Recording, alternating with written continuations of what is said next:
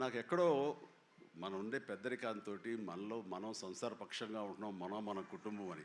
కానీ ఎక్కడో అన్నగారిపోయినటువంటి ఉంటే సరే, అది ఆ కోరికలు గబుక్కుని పెళ్ళు బుక్కింది ఆఫ్టర్ ట్రయల్. మనిషి కొంచెం మోటుగా ఉన్నాడు, ప్రౌఢలాగా అనిపిస్తున్నాడు, కానీ గ్లామర్ తగ్గలేదు, కసుక్కని అనిపిస్తున్నాడు.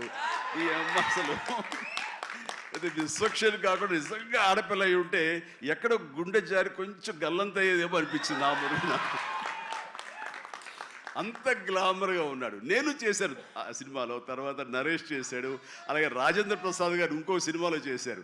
ఇవన్నీ కూడా బాగా ఆడినాయి. ఇందాక ఆయన చెప్పినట్టుగా, మన అనిల్ రావిపూడి గారు చెప్పినట్టుగా అన్నీ కూడా మంచి హిట్స్ అయినాయి. ఈ సినిమా కూడా ఖచ్చితంగా హిట్ అవుతుంది. అది హిట్ అవ్వాలని కోరుకుంటున్నాను. హిట్ గ్యారంటీ ఈ సినిమాని.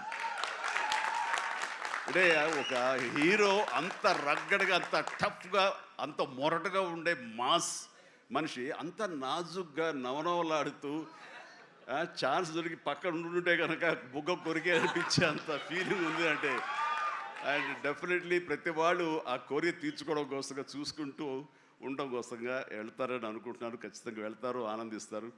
అండ్ విశ్వక్షేణ